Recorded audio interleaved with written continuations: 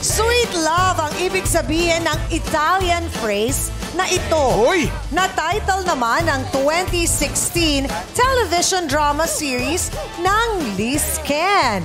Kids, camera, action! Baka swertein kayo dito. Hi! Ako nga pala Timon. Ano ngayon, Timon? Ang kaibigan ko, si Simon, hindi Timon. Ikaw talaga? And cut! Ikaw talaga? Parang alam na nila.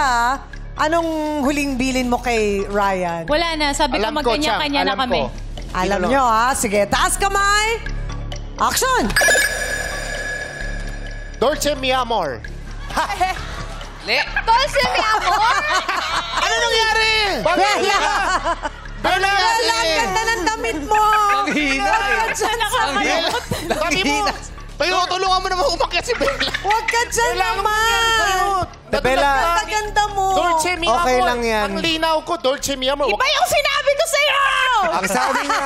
Ang sabi niya katabi ka niya, mi amoy. Oy, iba mi din amoy. yun! Dolce Iba mi din amoy. yun! Yun kasi tawagan namin ni Paula, mi amor. Uy! Pagbibigyan.